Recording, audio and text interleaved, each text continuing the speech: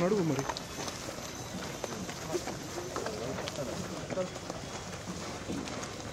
ఆడబాజు వెనక్కి అడుగులు పెద్దగా చేయి పెద్దగా అడుగులు పెద్దగా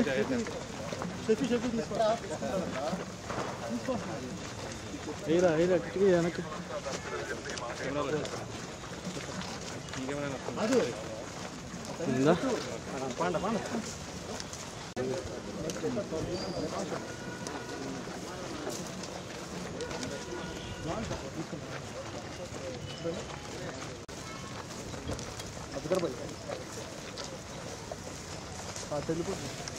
నా చెట్లోకి వెళ్ళిపోతున్నా జరగండి.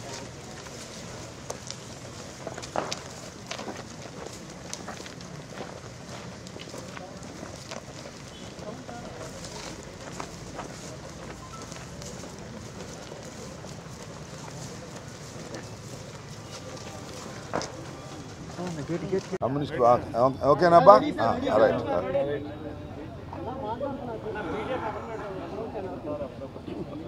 ఈరోజు ఉదయం సుమారుగా 4-5 గంటల సమయంలో వైఎస్ఆర్ కాంగ్రెస్ పార్టీ రాష్ట్ర ఆఫీస్ నిర్మాణంలో ఉన్న కట్టడాన్ని నిర్దాక్షిణ్యంగా బుల్డోజర్లు ఇతరత్రా ఉన్న వాహనాలను తీసుకొచ్చి సుమారుగా ఒక 2 గంటల్లోనే పూర్తిగా నిర్మాణంలో ఉన్నటువంటి ఆ నిర్మాణాన్ని నేలమట్టం చేశారు. దాన్ని కూడా మేము చూసి రావటం జరిగింది. ఇది వైఎస్ఆర్ కాంగ్రెస్ పార్టీ ఆఫీస్ కొరకు నిర్మించుకోవాలనేటువంటి ఉద్దేశంతో రాష్ట్ర వ్యాప్తంగా అనేక ప్రాంతాల్లో ప్రభుత్వ స్థలాలను క్యాబినెట్లో పాస్ చేసుకుని వైఎస్ఆర్ కాంగ్రెస్ పార్టీకి కేటాయించుకోవటం జరిగింది. ఇదేదో వైఎస్ఆర్ కాంగ్రెస్ పార్టీ అధికారంలోకి ఉన్నది కాబట్టి మేము తీసుకొచ్చినటువంటి సాంప్రదాయం కాదు ఇది. ఇంతకుముందు తెలుగుదేశం పార్టీ కూడా నువ్వు బయటకు వెళ్ళు. తెలుగుదేశం పార్టీ కూడా వారు అధికారంలో ఉన్నప్పుడు ప్రభుత్వ స్థలాలను వారి ఆఫీసులకు కేటాయించుకొని రాష్ట్ర వ్యాప్తంగా అనేక నిర్మాణాలు చేపట్టిన మాట మీ అందరికీ తెలుసు. ముఖ్యంగా ఇవాళ తాడేపల్లిలో ఉన్నటువంటి వాళ్ళ సెంట్రల్ ఆఫీసు కూడా ప్రభుత్వ స్థలంలో నిర్మించబడినదే. దానిలో ఇంకా కొద్దిగా వాగు పోరంబోక అది కూడా ఆక్రమించుకున్నారనేటువంటి అభియోగాలు ఉన్నాయి. అది కోర్టులో కూడా డిస్ప్యూట్ నడుస్తూ ఉన్నది.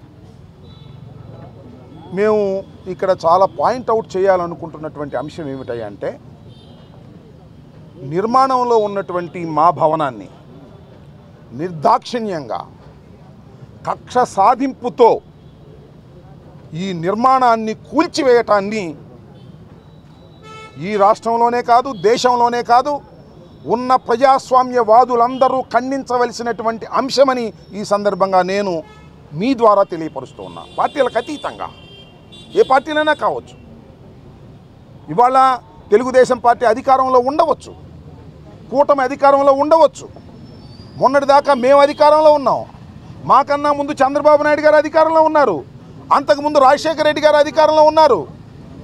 అధికారం ఎవ్వరికీ శాశ్వతం కాదనేది చరిత్ర చెబుతున్నటువంటి సత్యం. మీ అధికారం ఉంది కదా అని మా భవనాన్ని కూల్చేయటం ఏమంత ధర్మము అనేటువంటి మాట ఇక్కడ నేను చాలా స్పష్టంగా చెప్పదలుచుకున్నాను. అయితే దీని మీద ఏమంటే ఇది ప్రభుత్వ స్థలం, ఇరిగేషన్ స్థలం. దీన్ని 33 సంవత్సరాలకు లీజుగా తీసుకోవటం జరిగింది. దీనికి అవి లేవు ఇవి లేవు అని ఏమన్నా చెప్తే చెప్పొచ్చు. ఏ ఉన్నా లేకపోయినా డ్యూ ప్రాసెస్ని ప్రభుత్వం పాటించాలి. మాకు నిన్న ప్రొవిజనల్ ఆర్డర్ ఇచ్చారు సిఆర్డిఏ వారు. అకార్డింగ్ టు 115 సెక్షన్ ప్రకారం, సిఆర్డి యాక్ట్ ప్రకారం ఒక ప్రొవిజనల్ ఆర్డర్ని సర్వ్ చేశారు. అది ఇచ్చిన తర్వాత 15 రోజుల దాకా టైం ఉంటుంది. Subject to the correction. ఈ లోపల మేము హైకోర్టుకు వెళ్ళాం. నిన్న హైకోర్టులో వాదనలు జరిగాయి. వాదనలు జరిగినప్పుడు ప్రభుత్వం వైపు నుంచి కూడా అడ్వకేట్స్ అటెండ్ అయ్యారు. ఆనరబుల్ కోర్టులో వారు ఏం చెప్పారంటే డ్యూ ప్రాసెస్ ప్రకారమే మేము ఫాలో అయ్యి చేస్తాము అని చెప్పారు. What is the due process అంటే ఏమిటంటే ప్రొవిజనల్ ఆర్డర్ ఇచ్చిన తర్వాత మా దగ్గర నుంచి ఎక్స్ప్లెనేషన్ తీసుకున్న తర్వాత కన్ఫర్మేషన్ ఆర్డర్ ఇవ్వాలి, దానికి కూడా ఎక్స్ప్లెనేషన్ తీసుకోవాలి. అది కూడా అయిన తర్వాత ట్రిబ్యునల్కి కూడా మాకు వెళ్ళే ఛాన్స్ ఉంది. అన్ని చట్టబద్ధమైనటువంటి అన్ని మార్గాలు మూసుకుపోయిన తర్వాత then they will take action. But కానీ ఇవాళ శనివారం, రేపు ఆదివారం, ఇవాళ తెల్లారగట్ట, మళ్ళీ మేము కోర్టుకు వెళ్ళే అవకాశం లేదు, ఛాన్స్ తీసుకుని పగలగొట్టేశారు. ఇది కక్ష సాధింపు కాదు అని అనుకుందాం. కాసేపు మమ్మల్ని ఏమన్నారు నిన్నటిదాకా, మీరు కక్ష సాధింపు, మీరు ఆ ప్రజావేదికను కూల్చేశారు, మేము చాలా పవిత్రులు అన్నారు. మీరే అంది ప్రజావేదిక ప్రభుత్వాన్ని, ఇది మా పార్టీది, చట్టబద్ధంగా మేము తీసుకున్నటువంటిది. మీరు చట్టబద్ధంగా తీసుకుని ఆఫీస్ కట్టుకున్నారు. మా ఆఫీస్ మీద అంత కడుపు అంటే ఎందుకు? మా రాజకీయ పార్టీ కాదా మాది? మా రాజకీయ కలాపాలు మేము చేసుకోలేమా? చేసుకోకూడదా? ప్రభుత్వ స్థానంలో మీరు ఎట్టా కడతారని మీరు అనొచ్చు. మీరు ప్రభుత్వ స్థానంలో కట్టారు కదా తీసుకుని, మీకు అనే హక్కు ఎక్కడుంది? మేము లీజుకు తీసుకున్నాం కదా, మా లీజు క్యాన్సిల్ చేయాలి కదా, ఎన్ని చట్టబద్ధమైనటువంటి అంశాలు ఉన్నాయి. ఇవన్నీ వదిలేసి కక్షపూరితంగా మీరు ఇవాళ వైఎస్ఆర్ కాంగ్రెస్ పార్టీకి సంబంధించినటువంటి, మాకు ఇవాళ 11 రావచ్చు, ఒకప్పుడు 151 వచ్చాయి, అయినా మాకు 40% ఆఫ్ ది షేర్ ఉంది వాళ్ళ రాష్ట్రంలో. మా రాజకీయ పక్షానికి ఎందుకు ఈ కడుపు మంట? ఇది ధర్మమేనా? నారా చంద్రబాబు నాయుడు గారు ఆలోచించాలి. ముఖ్యమంత్రిగా 4వసారి మీరు ప్రమాణ స్వీకారం చేశారు, చట్టబద్ధమైన పరిపాలన చేస్తామన్నారు, కక్ష సాధింపులు ఉండవన్నారు. What is this? ధర్మమేనా? ప్రజలు క్షమిస్తారా? ప్రజలు ఆలోచించాలని మనవి చేస్తున్నా. ప్రజలందరూ ఆలోచించవలసినటువంటి అవసరం ఏర్పడింది. ప్రభుత్వం అనాలైందండి వచ్చి 4వ తారీఖు రిజల్ట్స్ వచ్చాయి. ఎన్ని రోజులు అయింది? ఇప్పటికి 16 రోజులు 17 రోజులు అయింది. మీ మంత్రివర్గం ప్రమాణ స్వీకారం అయ్యింది. శాఖలు కూడా పూర్తిగా అందరూ సెటిల్ కాలేదు. పోనీ మీరు ఇచ్చిన సూపర్ 6 సూపర్ 7 వాగ్దానాలు ఇంకా అమల్లోకి రాలేదు. వాగ్దానాలు అమలు రాకముందే, ప్రజా పరిపాలన చేయకముందే మీరు విధ్వంసానికి పాల్పడుతున్నారంటే దేనికి మీరు ప్రాముఖ్యత ఇస్తున్నారు? దేని గురించి మీరు ఆలోచన చేస్తున్నారు? ప్రజలు గమనించలేరా అని అడుగుతాను. ఇది ధర్మం కాదు, ఇది దుర్మార్గం. ఈ దుర్మార్గాన్ని ప్రజాస్వామ్యంలో ఏ రాజకీయ పక్షాలు క్షమించకూడదని మీ ద్వారా వారికి నేను విజ్ఞప్తి చేస్తున్నాను.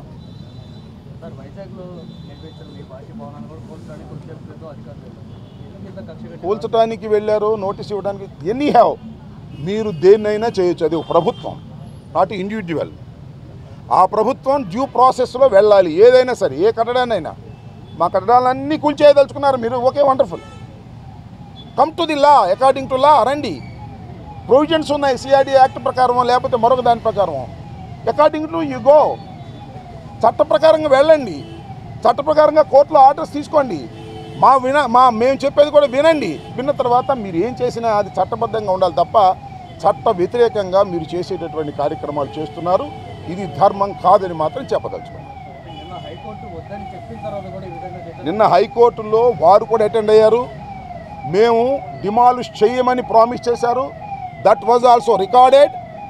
రేపు మళ్ళీ సోమవారం మళ్ళీ కంటెంప్ట్కి వెళ్తాం, సోమవారం క్రిమినల్ యాక్షన్కి వెళ్తాం.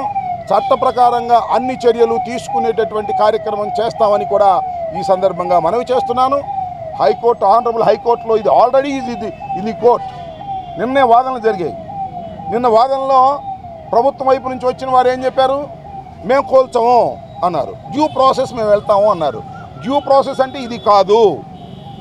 ఖచ్చితంగా కన్ఫర్మేషన్ ఆర్డర్ ఇవ్వాలి, దానికి సమాధానం తీసుకోవాలి. ఆ తర్వాత మేము ట్రిబ్యునల్కి వెళ్తాం.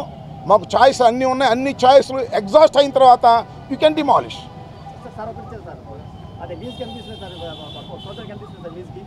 అది నాకు డీటెయిల్స్ నాకు ఇప్పుడు గుర్తులే చెప్తాను. అది ఒక్క నిమిషం 1000 రూపాయలకి తీసుకున్నామా, నా దగ్గర దానికి డీటెయిల్స్ లేవు. 1000 రూపాయలకి తీసుకున్నామా, 1,00,000 రూపాయలకి తీసుకున్నా, that is a different matter. That was leased.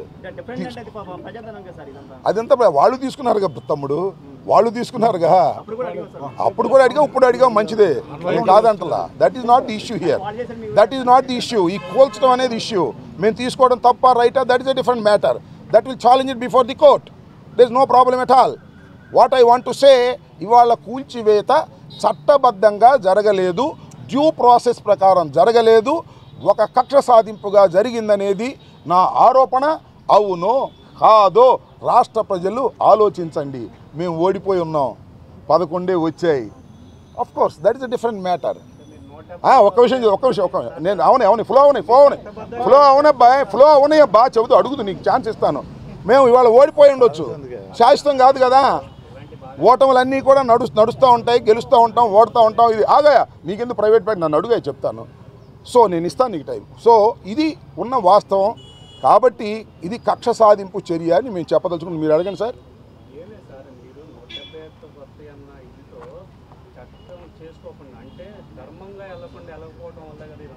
ధర్మంగా వెళ్ళలేదని how you can say, how you can say that will be in the court. కోర్టులో నేను చెప్పండి, కోర్టులో ఉంది. కోర్టులో నేను ఇక్కడ పాయింట్ మీరు అర్థం చేసుకోండి. పాయింట్ ఈజ్, కోర్టులో సిఆర్డిఏ అడ్వకేట్ వచ్చి మేము ప్రాసెస్లో వెళ్తాము, డ్యూ కోర్సులో వెళ్తాము, మేము డిమాండ్ చేయము అని నిన్న చెప్పారు. That was recorded. దాన్ని క్వశ్చన్ చేస్తున్నా. ఇక నువ్వు పొలిటికల్గా 100 మాట్లాడితే నేను సమాధానం చెప్పలేను. This is the court issue. Demolish అనుమతి లేదని కోర్టులో చెప్పబ్బా, లేకపోతే నువ్వు కూల్చేసేటగు ఉందా లేదా కోర్టులో చెప్తాను దానికి. ఇవాళ కేసు ఆర్గ్యుమెంట్ ఇక్కడ కాదు కదా. This is not the court. You can ask any question, I can say. అంతేగాని ఊరినే నువ్వేదో నీ ఇష్టం అడిగి నన్ను ఇబ్బంది పెట్టాలనుకుంటే ధర్మం కాదు. ఒకటి మాత్రం చెప్తున్నా, కోర్టులో డ్యూ ప్రాసెస్ అని చెప్పినటువంటి వారు డ్యూ ప్రాసెస్ చేయలేదు, అవసరం లేదు, డ్యూ ప్రాసెస్ చేయలేదు, ఇది చట్ట వ్యతిరేకం. కోర్టులోనే మళ్ళీ తేల్చుకుంటాం, మళ్ళీ మండే కోర్టుకు వెళ్తాం, కోర్టులో కంటెంప్ట్ వేస్తాం. కోర్టు వాళ్ళు చెప్పారు కాబట్టి we can see in the court. Honourable కోర్టులో మేము చూస్తాం. నువ్వు సామాన్యుడు వద్దులే, ఇప్పుడు తర్వాత మాట వద్దులే. అవన్నీ in depth we can course. అది మొత్తం కోర్టులో తేలాల్సిన అంశాలు. ఆగా